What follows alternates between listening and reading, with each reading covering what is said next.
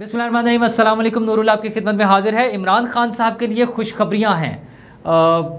जो है तौहीन अदालत का केस उनका ख़त्म हो रहा है, वो बरी होने जा रहे हैं उसमें। और IMF ने उन्हें एक और खुशखबरी सुना दी है। वो क्या है उस पर हम बात करेंगे। और मिफ्ता इस्माइल साहब की छुट्टी हो रही है, इस बात की बड़ी पक्की खबर आ गई है। और इमरान खान साहब शौकत तरीन का भी दिफा कर रहे हैं। तो इमरान खान साहब की खुशखबरियों पर देख लेते हैं पहले कि जो उनके ख़िलाफ़ तौहीन अदालत का केस है, बड़ा शोर था उसका और लगता था कि बड़ा खौफनाक सा केस है, क्योंकि इस्लामाबाद हाई कोर्ट के जो जजेस थे उन्होंने ख़ुद डिसाइड किया कि ये तौहीन अदालत का केस बनता है और उन्होंने उस पर सुओ मोटो लिया और उन्हें बुला लिया। अच्छा, इब्तदाई उसके बाद जो 3 रुकनी बेंच था उन्होंने दरख्वास्त की चीफ़ जस्टिस से कि बड़ा बेंच बनाया जाए। चीफ़ जस्टिस साहब खुद आ गए और 5 रुकनी बेंच बन गया। और वहाँ पे जो रिमार्क्स आए कार्रवाई के दौरान, उससे लगा कि शायद इमरान खान साहब को कोई रिलीफ मिलने जा रहा है। अच्छा, उस पर बड़ी तनकीद भी हुई, लेकिन जो असल मसला हुआ वो ये, जब उन्हें टाइम दिया गया कि आप अपना जवाब दोबारा जमा करा दें, तो उससे लोगों में शकूक पैदा हुए। और हम लोग तो वैसे ही साजिशी थ्योरियाँ और फिर जो हमारी अदालतों की तारीख़ है पुरानी, उसमें जो कुछ होता रहा है उस वजह से हमेशा डरे हुए होते हैं ना, परेशान है, खौफ आता है कि पता नहीं क्या होगा, पता नहीं किसके कहने पर होगा। और हमारी अदालतों में रिमार्क्स भी ऐसे आते रहे हमेशा कि हम जो है वो मुनासिब फ़ैसला देंगे, कानून और आइन के मुताबिक होते हैं ना फ़ैसले तो, लेकिन हमें ऐसे रिमार्क्स सुनने को मिलते हैं। और ऐसा फ़ैसला देंगे कि तमाम फ़रीक़ैन उसको मान लें, और इस तरह की जो बातें हो रही होती हैं तो वो मशकूक सी हो जाती हैं चीज़ें। बहरहाल वो उन्हें 1 हफ़्ते का टाइम मिल गया था, उस पर बहुत तनकीद हो रही थी सोशल मीडिया पे और मेन स्ट्रीम मीडिया पे, सब पे हुई। तो आज बल्कि कल जब है इस्लामाबाद हाई कोर्ट में एक और केस की हेयरिंग थी जो कि ARY की नशरियात की बहाली के हवाले से था, और ARY की नशरियात बहाल भी हो गई हैं।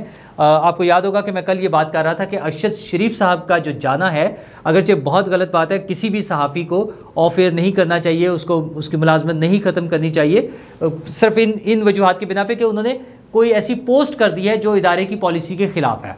अच्छा, अगरचे वो एम्प्लॉइज़ को भी देखना होता है कि सर्टन चीज़ों पे तो ख्याल करना होता है, लेकिन यहाँ मामलात आपको पता है कुछ और थे। तो मेरा ख्याल ये था कि अरशद शरीफ साहब का जाने का मतलब ये है कि ARY बहाली की तरफ जा रहा है, ARY ने बहाल होना है। तो वही आज इस्लामाबाद हाई कोर्ट ने भी उसकी नशियात की बहाली का हुक्म दे दिया। इमरान खान साहब ने उसे मुबारकबाद भी दे दिया। असल बात जो वो हुई है वो ये है कि आज उसमें जब ARY का केस सुन रहे थे चीफ़ जस्टिस साहब इस्लामाबाद हाई कोर्ट के कल, तो उसमें उन्होंने जिक्र किया, उन्होंने रिमार्क दिया, उन्होंने कहा कि तौहीन अदालत को तो वो मानते ही नहीं है। मतलब एक इतना बड़ा उन्होंने एक हिंट दे दिया है कि तौहीन अदालत तो कोई चीज़ ही नहीं होती है। और साथ ही उन्होंने कहा कि जो मर्ज़ी जिसका जो दिल चाहता है कहे आकर, हमें तो उससे कोई फ़र्क नहीं पड़ता, ना हम इन्फ्लुएंस होते हैं किसी के कहने से। तो ये बड़ा क्लियर इंडिकेशन एक आ गई है जो बज़ाहिर नज़र आ रहा है कि इमरान खान साहब का केस का फ़ारिग करना है उन्होंने, और उन्हें इजाज़त मिल जाएगी, वो बरी हो जाएंगे, छुट्टी मिल जाएगी, उन्हें आइंदा भी जो मर्ज़ी कहते रहे अदालत के बारे में। कम से कम इस्लामाबाद हाई कोर्ट तो ये क्लियर है, जब चीफ़ जस्टिस साहब ये कह रहे हैं कि वो तौहीन अदालत को मानते ही नहीं है। अच्छा, वैसे ये थोड़ा सा अजीब मसला इस हवाले से भी है कि ये तो कानून और आइन में लिखा हुआ है, तो ये कैसे मुमकिन है कि अच्छा चले आम आदमी तो कोई कहता है कि मैं नहीं मानता आइन के फ़लाँ हिस्से को, ये फ़लाँ कानून के मैं ख़िलाफ़ हूँ, ना मानना तो हो नहीं सकता, मानना तो पड़ेगा। ख़िलाफ़ हो सकते हैं, उससे इख्तलाफ हो सकता है, उसके ख़िलाफ़ कोशिश की जा सकती है उसको तब्दील करने का। बहुत से कवानीन बदलते भी रहते हैं, तब्दील होते रहते हैं, लेकिन जितनी देर तक जो कोई कानून मौजूद है वो कानून है, और उसको ओबे करना, उसको फॉलो करना हर एक की ज़िम्मेदारी है। और फिर जजेस तो ज़ाहिर है वो कस्टोडियन है कानून के, आइन के, तो उनकी तरफ से इस तरह के रिमार्क्स आना थोड़ा सा अजीब लगता है। लेकिन बड़े प्रोग्रेसिव किस्म के जज हैं हमारे अतर मिनल्ला साहब, और उन्होंने माजी में इस तरह के बहुत से फ़ैसले दिए हैं जिन्हें लोगों ने सराहा है हमेशा। और हर जो है शोबा ज़िंदगी से ताल्लुक़ रखने वालों ने, कि वो खा उनकी पॉलिटिकल एफिलिएशन कोई भी हो, लेकिन उनके बड़े बोल्ड फ़ैसले थे। बहुत सी ऐसी जगहों पे जहाँ पे लोग हिचकिचाते हैं फ़ैसला देते हुए, उन्होंने वो फ़ैसले दिए। इवन आप ये देखें कि नून लीग वाले भी आजकल उनके ख़िलाफ़ ज़रा शोर मचा रहे हैं, लेकिन आई थिंक सितंबर 2018 में जब नवाज़ शरीफ साहब और मरियम नवाज़ साहिबा को सज़ा हुई थी एवन फील्ड रेफरेंस में, तो उन्होंने वो सज़ा मुअत्तल कर दी थी। अच्छा, और मतलब वो लॉजिकली अपने हिसाब से वो चलते हैं। इस एक पर्टिकुलर केस में लोगों ने थोड़ा सा ना डाउट्स का इजहार किया है, तो वो समझ नहीं आ रही थी कि क्यों कर रहे हैं, लेकिन आज तो उन्होंने अपनी पॉलिसी बिल्कुल वाज़ेह कर दी है। अच्छा, अब किसी को इस पॉलिसी से इख्तलाफ हो सकता है, लेकिन कुछ लोगों को नहीं भी होता। मसलन हमारे सीनियर सहाफ़ी हैं हबीब अकरम साहब, उनके ख्याल में तो इजहार राय की आज़ादी का मतलब है कि जो मर्ज़ी कहते हैं, जो मर्ज़ी। हम अगरचे मैं उनसे इख्तलाफ करता हूँ, मतलब मैं उनकी इस बात से मुझे लगता है कि ये बात ठीक नहीं है, लेकिन वो और इस तरह के भी कुछ और लोग भी होंगे। तो आज जब चीफ जस्टिस साहब ने ये कह दिया है कि तौहीन अदालत तो कोई चीज़ ही कोई नहीं है, लेकिन सुप्रीम कोर्ट में और इससे पहले बाकी जगहों पे ये नज़ीर मौजूद है कि लोगों को सज़ाएँ हुई हैं। नून लीग के लोगों को ख़ास तौर पे तलाल चौधरी साहब, निहाल हाशमी साहब, दानियाल अजीज़ साहब, उससे पहले यूसुफ रज़ा गिलानी साहब, उन सब लोगों को सज़ाएँ हुई हैं, उनके कैरियर ख़त्म हुए हैं या कम से कम एक बड़ी ब्रेक आ गई उसमें ना। तो ये सारा कुछ होता रहा है। निहाल हाशमी साहब को तो बाकायदा 1 माह की कैद की सज़ा भी हो गई थी ना। तो ये सब कुछ हुआ है।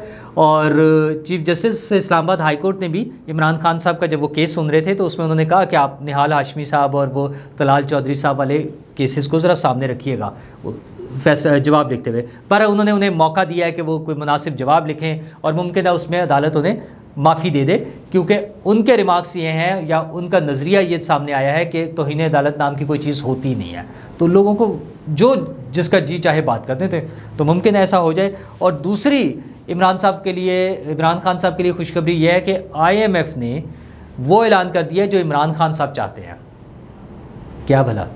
IMF ने कहा है कि चूँकि महंगाई बढ़ रही है, पूरी दुनिया में बढ़ रही है, उस वजह से पाकिस्तान में भी बढ़ रही है और पाकिस्तान के माशी हालात बहुत अच्छे नहीं हैं, और ये बढ़ती हुई महंगाई की वजह से पाकिस्तान में मुजाहरे हो सकते हैं, हंगामे हो सकते हैं।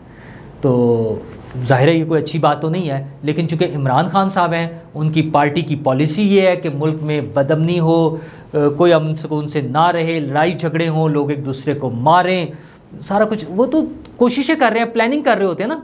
आपने देख ही लिया वो शहबाज गिल साहब वाला जो केस है, मतलब वो किस लेवल पे जाके प्लानिंग कर रहे हैं। फिर उसके बाद जो केस है अगला वो है शौकत तरीन साहब वाला, जो अभी प्रॉपर कोई केस की शक्ल तो नहीं इख्तियार की है उसने, लेकिन उनकी जो ऑडियो लीक्स आई हैं कितना वाज़े है कि वो पाकिस्तान में इंस्टेबिलिटी चाहते हैं, माशी तौर पे माशी अदम इस्तेहकाम चाहते हैं। वो नहीं चाहते कि हमारा मुल्क जो है स्मूथ तरीके से चले, यहाँ पे हमारे रिज़र्व्स कम हो जाएं, हमें जो इंटरनेशनल ये ऑर्गेनाइजेशंस हैं जैसे IMF है या वर्ल्ड बैंक है उनसे कुछ ना मिले, और जब उनसे कुछ नहीं मिलेगा तो हमारे दोस्त ममालिक भी हमें देने से इनकार कर देंगे, तो अनरेस्ट होगा। ये इमरान खान साहब की पॉलिसी है। तो यही ऐलान अब IMF ने जो अपनी रिपोर्ट दी है, वो जो जायज़ा रिपोर्ट थी हमारी जो किस्त जारी करने के साथ, उसमें ये भी एक ख़तरनाक पॉइंट है जिसकी तरफ हुकूमत को तवज्जो देने की ज़रूरत है कि अगर IMF की रिपोर्ट्स पे भी ये चीज़ें आ रही हैं कि ये महंगाई और इन चीज़ों से मुल्क में बदअमनी हो सकती है, हंगामे हो सकते हैं, मुजाहरे हो सकते हैं, तो हुकूमत को कोई ख्याल करना पड़ेगा ना कि कहाँ पर रिलीफ दिया जा सकता है और कहाँ पे वो जो कीमतें गैर ज़रूरी तौर पर बढ़ाए जा रहे हैं। जैसे अभी ये पेट्रोल की कीमत 2 दिन पहले बढ़ाई है, इसमें मुमकिन था, इसमें पॉसिबिलिटी थी कि हम लोगों को रिलीफ दे सकते हैं, लेकिन हुकूमत ने नहीं सोचा और हुकूमत ने सारा मलबा डाल दिया होता है मिफ्ता इस्माइल साहब पे।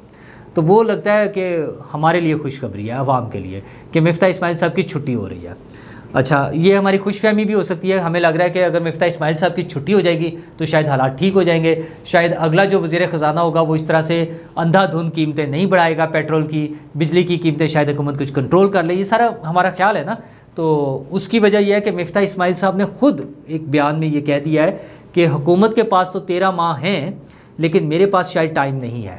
अच्छा, उससे पहले मुख्तलिफ़ लोग उनके हवाले से बात करते रहते हैं कि वो आ जाएंगे, इसहाक डार साहब वापस आ जाएंगे, नवाज़ शरीफ साहब उनसे खुश नहीं है, और भी ग्रुप बने हुए हैं पार्टी के अंदर, लोग उनसे खुश नहीं हैं। ज़ाहिर है उसकी वजह, बड़ी वजह यह है कि अवामी जो रद्द-ए-अमल आ रहा है उनकी पॉलिसियों की वजह से वो नून लीग के लिए बेहतर नहीं है, उनकी सियासत के लिए बेहतर नहीं है। मिफ्ता इस्माइल साहब का कहना यह है कि अपनी मुल्क की मईशत को मुस्तहकम करने के लिए, मुल्क को डिफ़ॉल्ट से बचाने के लिए ज़रूरी इक़दाम थे। अच्छा, वो टेक्निकल साइड पे बात करें, लेकिन पब्लिक के लिए तो ये मसला नहीं होता। उन्होंने तो एक गरीब आदमी ने, एक भूखे आदमी ने पेट से सोचना होता है, वो यहाँ से नहीं सोचता। उसको अपने 2-3 वक्त का खाना, घर, यूटिलिटी बिल्स, बच्चों की स्कूलों की फ़ीस, मेडिकल फैसिलिटीज़, उसने तो ये चीज़ें देखनी है बेचारे ने। तो मिफ्ता साहब की पॉलिसियाँ उसके हक़ में नहीं है। तो अब मिफ्ता साहब का ख़ुद ये कहना कि शायद मेरे पास टाइम नहीं है, ये इंडिकेट कर रहा है कि उन्हें बता दिया गया है कि उनकी जल्द ही छुट्टी हो जाएगी। तो लेकिन असल बात यह है कि क्या उनके जाने से हालात बेहतर हो जाएंगे?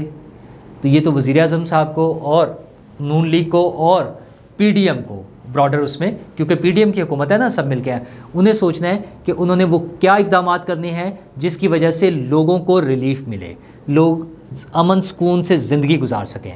और सबसे अहम बात जो हम हर वीडियो में बात कर रहे हैं आपसे, कि इस वक्त जो सैलाब ज़दगान हैं उनकी मदद के लिए भरपूर कोशिश करनी चाहिए। सबसे अहम ज़िम्मेदारी ज़ाहिर है हुकूमत की है, उसके बाद मेरी, आपकी, हम सब की है। और बहुत सी ऑर्गेनाइजेशंस इस पे बहुत अच्छा काम कर रही हैं। अपने आसपास देखें, जो भी इदारा, जो ऑर्गेनाइजेशन अच्छा काम कर रही है उन्हें सपोर्ट करें, उनके साथ मिलकर काम करें और लोगों की खिदमत करें। शुक्रिया।